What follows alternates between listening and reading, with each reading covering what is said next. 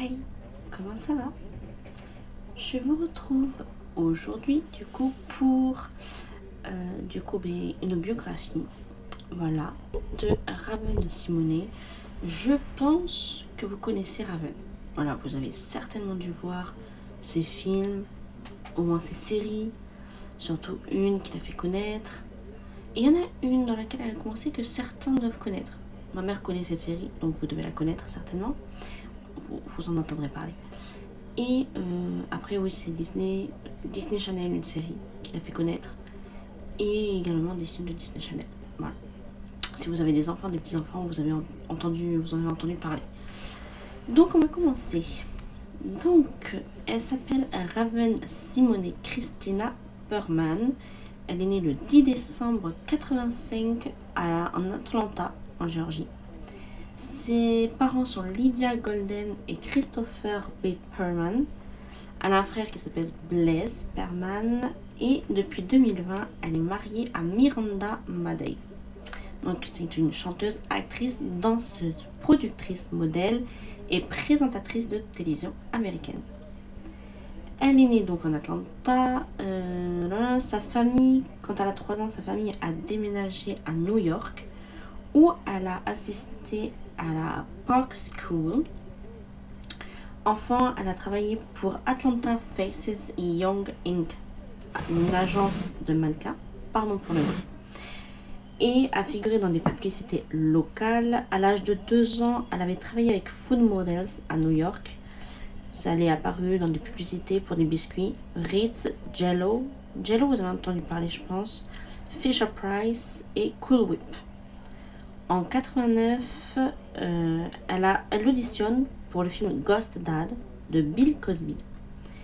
Et âgée de 3 ans, elle a été considérée comme trop jeune pour le rôle, mais elle a quand même attiré l'attention de Bill Cosby, qui va l'intégrer dans sa série Le Cosby Show, où elle tient le rôle d'Olivia Kendall. Donc je pense que c'est là où vous avez dû la connaître pour la première fois dans le rôle d'Olivia dans la série Cosby Show. Ma mère, elle a vu là. Donc elle faisait la belle-fille du personnage de Denise. Son personnage fait sa première apparition dans le premier épisode de la saison 6 et va être récurrent jusqu'à l'arrêt de la série en 1992. Elle a fait également une apparition dans l'épisode 21 du Prince de Bel-Air. Et ensuite, elle est apparue en tant que version jeune d'Halle Berry dans le téléfilm historique Queen, The Story of an American Family, qui est basé sur le roman d'Alex Haley. En 92, âgée de 7 ans, elle a commencé une carrière de chanteuse en signant dans le label MCA Records.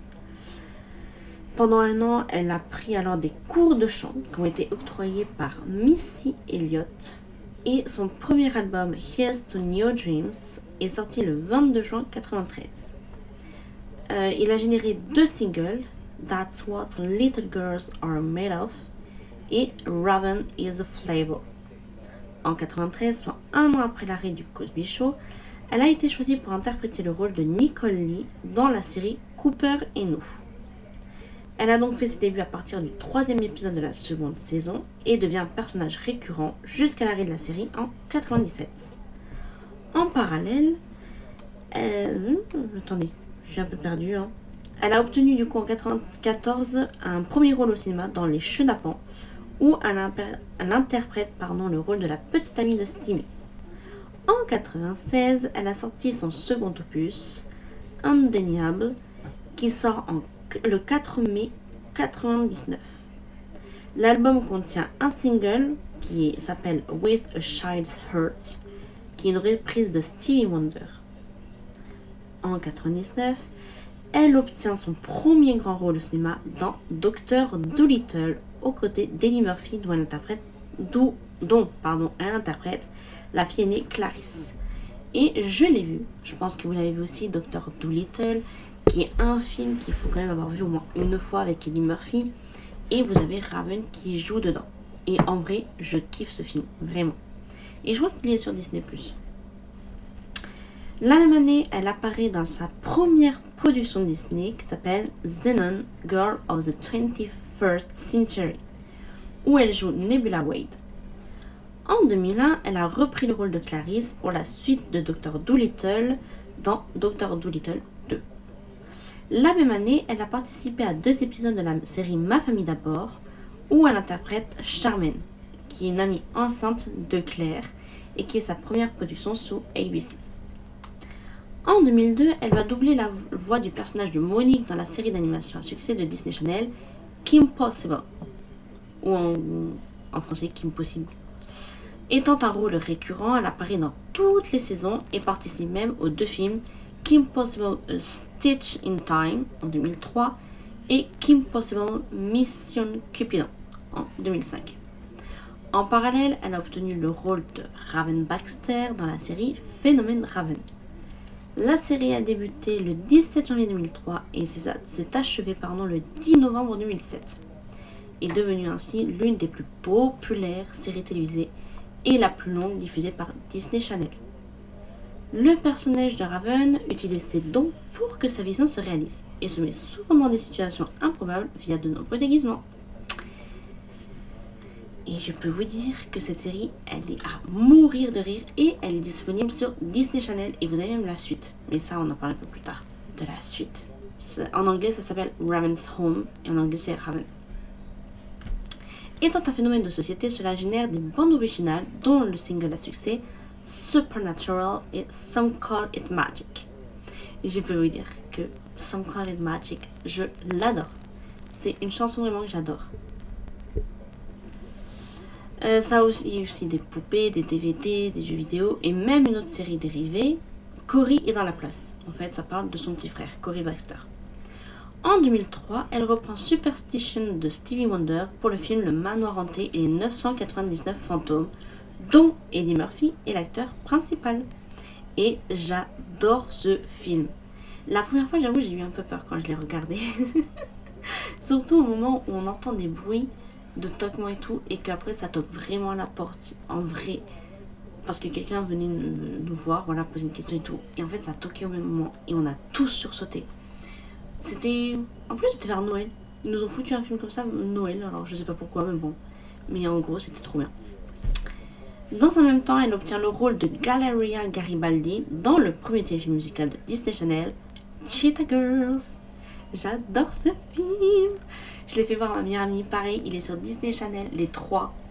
Et elle joue que dans les 2 premiers, dans le 3e, malheureusement, il n'y était pas. Elle pouvait pas y être, je sais plus pourquoi, de toute façon, à mon avis, c'est dit. Mais du coup, genre, je l'ai fait voir à ma meilleure amie. J'étais obligée de lui faire voir. J'avais fait voir les 2 premiers et tout. Je lui ai dit, mais non, en fait, faut que tu vois les autres, en fait. Donc, du coup, là, désolée, il y a eu un petit bug avec mon casque, j'entendais pas. Donc, elle était aux côtés d'Adrienne Bailon, qui joue le rôle de Chanel, Sabrina Bryan, je sais plus comment elle s'appelle dans le film, mais elle est blonde, c'est la blonde, et après il y a Kaylee Williams. Je vous avoue que là, les deux, je ne me rappelle plus leur personnage, comment elle s'appelle. Je crois que Kaylee Williams, elle c'est Aqua, mais l'autre, je ne me rappelle plus son prénom. Enfin bref. La même année, elle a interprété le titre Crazy in the Grace pour la bande originale du film Le Royaume 3. Le 1er janvier 2004, elle publie This Is My Time, qui sort le 21 septembre 2004. Et la même année, elle a enregistré aussi la première bande sonore de la série télévisée de Phénomène Raven, dont est extrait le single à succès Supernatural. En parallèle du tournage de la série, elle prête sa voix à l'un des personnages du film Fat Albert. Et dans un même temps, elle fait également une petite apparition dans un film, Un mariage de princesse de Walt Disney Pictures en tant que princesse Asana, dont elle interprète Your Growing Glory en duo avec Julie Andrews. Et ce film-là, pareil, il est trop bien. Bon, c'est pas l'actrice principale. Comme vous avez vu, elle fait une apparition. C'est pas l'actrice principale. Mais ce film-là, il y en a un deuxième. Enfin, il y a un premier avant, je crois. Là, c'est Un mariage de princesse, mais il y a un premier juste avant. Et genre, c'est trop bien. Genre, vraiment. Et je crois qu'il est aussi sur Disney+. Je vous dis, Disney+, c'est une pépite, cette plateforme de streaming, je l'adore. Et genre, mais ces films, ils sont trop bien. Vraiment. Elle apparaît dans le Zenon Z3D, donc Z3D, téléfilm de Disney Channel. Et la même année, à la suite du succès incroyable du premier téléfilm des Cheetah Girls, et ainsi qu'à celui de sa BO, un pilote de série télévisée du même nom et alors produit par ABC, mais n'a jamais été diffusé. En 2006, Raven a obtenu son premier rôle dramatique dans le téléfilm Le bal de fin d'année, en anglais For One Night, qui a été diffusé le 6 février 2003 sur la chaîne Lifetime. Ce récit est basé d'après une histoire vraie qui dévoile la vie de Brianna McAllister, qui a été interdite de bal de fin d'année pour cause de ségrégation raciale. A noter qu'une chanson de Raven, prénommée Gravity, officie de bande originale du film. Le 25 août 2006, elle a repris son rôle de Galleria Garibaldi pour les Cheetah Girls 2, téléfilm dirigé par Kenny Ortega et dont elle est l'une des coproductrices exécutives avec Whitney Houston. Le 3 octobre 2006, le long métrage d'animation La Petite Sirène, spéciale édition de Walt Disney Pictures, sort une nouvelle version DVD. Le film est alors accompagné d'une nouvelle version de la bande originale comprenant les titres revisités dont Under the Sea, donc sous l'océan, réinterprété par Raven, et plus tard elle a doublé la voix de Marty Brewster dans la production cinématographique Everyone's Hero, sortie le 16 septembre 2006. En parallèle de ça, elle a écrit et enregistré 5 chansons pour la seconde bande originale de la série Phénomène Raven, prénommée That's a Raven 2, dans le single à succès Some Call It Magic, mais aussi Friends en duo avec Annelies van der Poel, qui est celle qui joue le rang de... Ah, comment elle s'appelle déjà? Je suis en train de... Ah, je me rappelle plus de son nom. J'ai un trou de mémoire. Oh là là. Mais c'est fou, j'ai un trou de mémoire sur leur ami. Sur son ami, comment elle s'appelle? Enfin bref, qui est une de ses amies. Oh là là. Je suis en train de repasser dans Raven. Le fils de son ami, il appelle Raven Tante Ray. Et eux, comment ils l'appellent déjà Tante? Oh, j'ai un gros trou de mémoire là. Oh, ça va pas du tout, Tiffany, il faut que tu révises tes classiques. Pardon.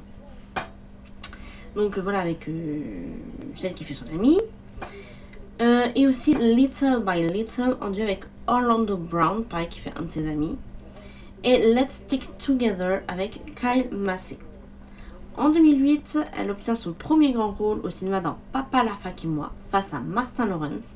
J'ai vu ce film, il est trop bien aussi. De toute façon, la plupart des films, je les ai vus, donc...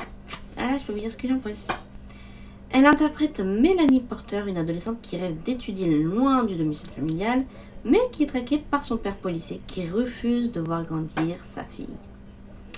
Pour ce film, Raven reprend le trick Funk Double Dutch Bus, reprise de Frankie Smith, sorti en 81, et ce titre bénéficie d'un vidéoclip réalisé par Patrick Oelk qui dévoile la chanteuse accompagnée de danseurs en train de faire la fête dans un bus. Le 28 avril 2008, elle sort un 4e opus, tout simplement intitulé Raven Simone, qui comprend un seul et unique single, Double Touch Bus. Pour le promouvoir, une tournée prénommée The Pyjama Party Tour est alors programmée début de la même année pour se terminer en 2009. Dans un même temps, il est annoncé officiellement que Raven est encore sous contrat d'enregistrement pour 2 albums sous le label Hollywood Records. Le 18 septembre 2008, elle a sorti son premier long métrage en DVD d'un célèbre personnage de l'univers de Peter Pan, La Fée Clochette, dont Raven prête sa voix au personnage d'Iridessa, aux côtés de nombreuses personnalités connues. Iridessa, je crois que c'est celle qui a le pouvoir de la lumière, qui fait grandir les plantes et tout, je crois que c'est elle. Le 9 octobre 2009, sort au cinéma le documentaire humoristique Good Hair, produit par Chris Rock, qui comprend plusieurs célébrités telles que Ice-T, KRS-One, T-Pain, Eve ou encore Raven Simone. Le 27 octobre 2009, elle renouvelle l'expérience du doublage en prêtant encore une fois sa voix au personnage d'Iridessa pour la suite des péripéties en DVD de La Fée Clochette, Clochette et la Pierre de Lune. En 2010, elle décroche le rôle d'Abigail Scanlon dans le téléfilm Les Demoiselles d'honneur s'en mêlent, aux côtés de Johanna Garcia, Chrissy Whitehead, Virginia Williams et Beth Broderick. Et ce film aussi, c'est une pépite. Vraiment une pépite. Donc ça a été diffusé le 18 juillet 2010 sur ABC. le 13 août 2010 sort Clochette et l'expédition féerique en DVD, dont elle prête encore une fois deviner la voix qui Iridessa. Elle fait également une apparition dans la seconde saison de la série de Disney Channel Sony, aux côtés de Demi Lovato. Elle interprète le rôle d'Amber Hagood, la présidente du fan club d'Al Cooper. Le 9 décembre de cette même année, elle est invitée à chanter aux côtés du pianiste Cho Chang Tin Nguyen et du trompettiste Arturo Sandoval pour une pièce de théâtre dont les bénéfices sont reversés aux enfants de Debbie Allen Dance Academy. En 2011, après 4 ans d'absence à la télévision, elle fait son retour dans la série Georgia dans tous ses états. Produite par ABC, elle dévoile la vie de Georgia, personne exubérante qui arrive à New York dans l'espoir de devenir actrice. Ça a été diffusé le 29 juin 2011 et cette série s'est arrêtée le 17 août 2011. Oh, le jour de mon anniversaire, ils ont arrêté la série pour faute d'audience. En parallèle, elle a renouvelé le doublage du personnage d'Iridessa dans la saga filmique de Clochette pour Clochette et le tournoi des fées. En 2012, elle a interprété le rôle de Dolores Van Cartier dans l'adaptation en comédie musicale à Broadway de Sister Act. Et je pense que oui, Dolores Van Cartier, je pense que vous avez dit, mais attends, mais non, c'est Whoopi Goldberg. Mais là, non, c'est elle qui l'a fait. Pour la comédie musicale. La première a débuté le 27 mars 2012 et dans un même temps, elle a continué de prêter sa voix au personnage d'Iridessa pour Clochette et le secret des fées. En 2013, elle apparaît dans la série See Dad Run. Vous voyez, elle en a fait des choses. Le 2 avril 2014 sort pour la première fois au cinéma en France la suite des péripéties de la saga Clochette, Clochette et la fée pirate, dont elle prête toujours sa voix au personnage d'Iridessa. En parallèle, elle a commencé le tournage du film A Girl Like Grace, dont elle partagera l'affiche aux côtés de Meagan Good. En mai 2014, elle annonce sur son compte Instagram qu'elle souhaite devenir étudiante à plein temps à l'Academy of Art University à San Francisco. Et le 31 décembre 2014, elle confirme par son compte Twitter qu'elle comptait retourner en studio pour enregistrer son 5e opus. En février 2015, elle fait son retour à la télévision en apparaissant dans la 6e et 10e épisode de la première saison de la série télévisée Empire, créée par Lee Daniels. Le 8 avril 2015 sort Clochette et la créature légendaire au cinéma en France, dont elle interprète toujours la voix originale du personnage. d'Iridessa, je pense que vous l'avez compris. En parallèle, elle devient chroniqueuse de l'émission The View entre mars et avril de cette année et elle apparaît aussi dans le 22e épisode de la première saison de la série à succès Blackish, qui est sur Disney+. Désolée, il fallait que je le dise parce que ça je l'ai vu sur Disney+. En juin 2015, elle est incluse en tant que co-présentatrice de l'émission The View, dont elle fut l'une des chroniqueuses. Elle obtient également un petit rôle dans la série de Disney Channel Agent Casey. Elle est aussi en tête d'affiche du film indépendant A Girl Like Grace, aux côtés de Meagan Good et Lynn Romeo, qui est acclamée par la critique. En mai 2006, elle publie via streaming les titres Sarafina et Cruise Control. Plus tard, elle a apparu dans la série à succès Nashville. Et dans un même temps, elle réapparaît une nouvelle fois dans la série Blackish.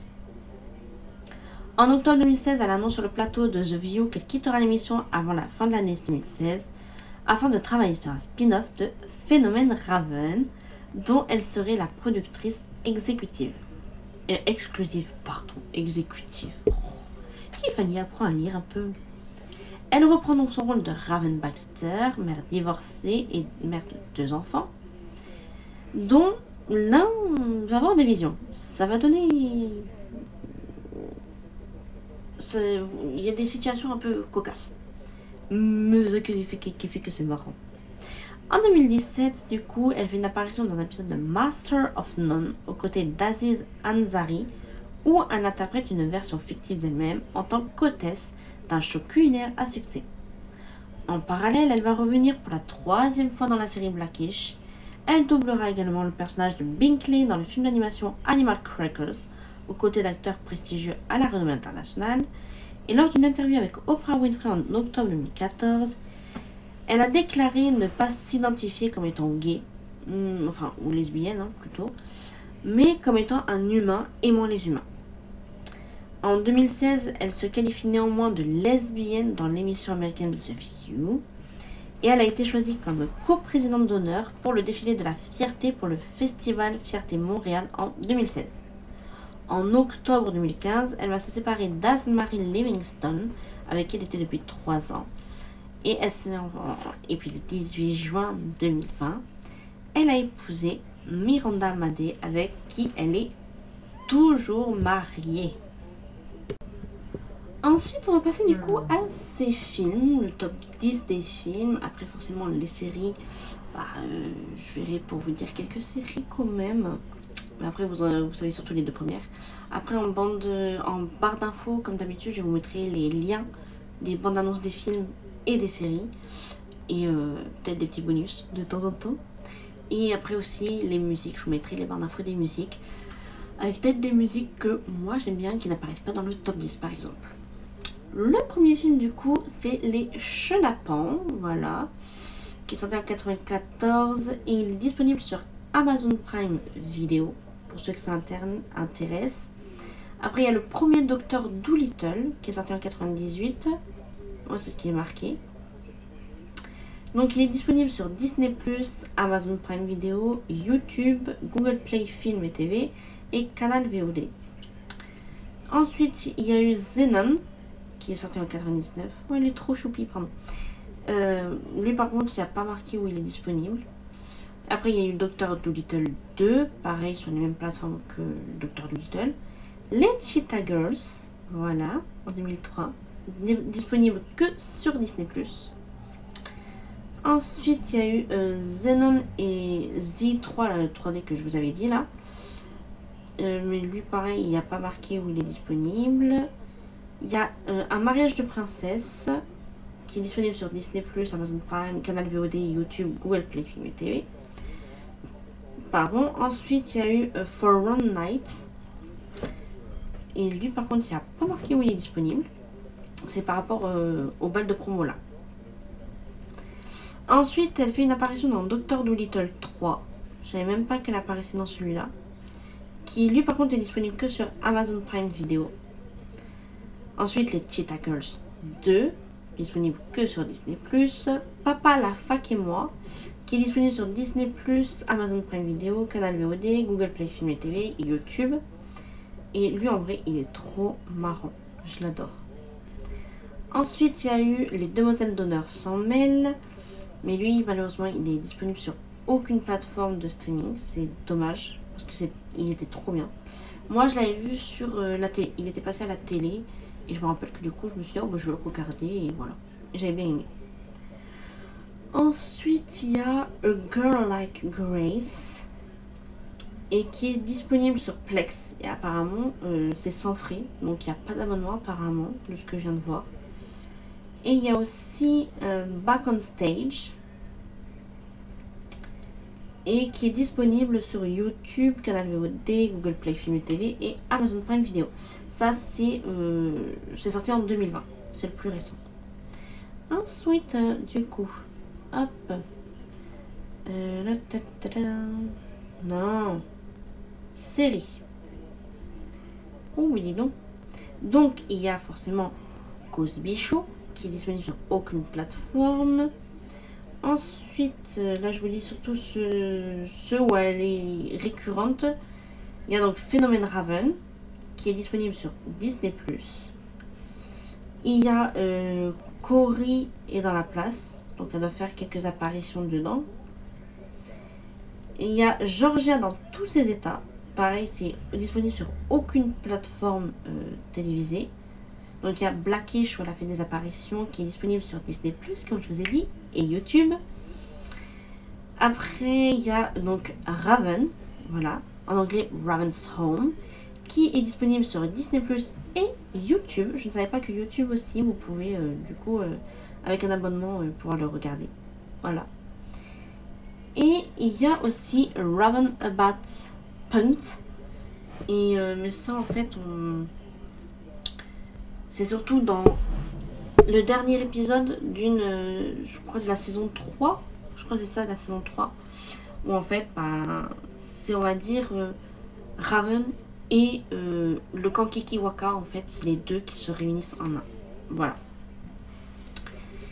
Donc ça c'est pour ce qui était du coup qu'est-ce que j'ai dit, des films. Oh là là, je perds le film moi. Eh ben. Donc on va commencer par la 10e chanson. Pour les chansons, on va commencer par le plus bas et le plus haut après. Donc en 10e position, il y a That's What Little Girls Are Made Of avec Missy Elliott, c'est un featuring. Il y a en 9e position Bump. En 8e position Supernatural. Donc ça, voilà, vous connaissez maintenant cette chanson, moi je l'adore. En 7e position, il y a Backflip. En 6e, Mystify. En 5e, This Is My Time. En 4e position, Superstation. En 3e position, vous avez That's So Raven. Donc c'est l'origine, la bande-annonce, le générique quoi. En 2e position, vous avez Gracing in the Grace. Et en première position, et ça ne me donne pas, c'est Some Call It Magic. J'adore trop cette chanson, donc je comprends pourquoi elle est en première position. Et bien sûr, je vous mettrai le générique de la nouvelle série qui n'est pas marqué, et ça s'appelle It's Raven's Home. Voilà, il n'y a pas compliqué, voilà, ça s'appelle It's Raven's Home. Et bien sûr, je vous mettrai quand même le générique, la chanson, parce que en vrai, j'adore. Et c'est surtout à la fin où il y a le... Enfin, en français, du coup, ouais, c'est nous. Au lieu de dire c'est moi, c'est nous. C'est voilà le petit clin d'œil à la première série où il y a ça. Et en anglais, donc, du coup, dans Phenomenon, elle faisait yeah, that's me. Et là, elle fait yeah, that's us. Voilà, pour dire c'est nous. Et je trouve ça trop marrant, en fait, ce petit clin d'œil que ça fait et tout. Et pareil, dans la série Raven's Home, il y a une saison en particulier que j'ai bien aimé où il y avait des chansons et tout.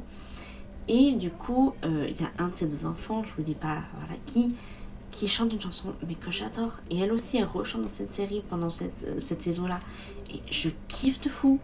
Après, moi, j'ai regardé en version originale, sous-titrée français. En fait, j'ai adoré en version originale. En fait, j'adore pouvoir entendre la voix des vrais acteurs. Je sais pas pour vous, mais j'aime bien des fois regarder aussi en français, hein, comme ça je me prends pas la tête, je regarde ou j'écoute, voilà. Mais j'aime bien des fois écouter leur voix naturelle. Par exemple, Hannah Montana, j'ai quelques DVD d'Hannah Montana. Bah, quand je veux le regarder, je le regarde en version originale, sous-titré français. Sur Disney Plus aussi. Par exemple, Les Sorciers de Waverly Place, pareil. Jane the Virgin, combien de fois je l'ai regardé en version originale, sous-titré français.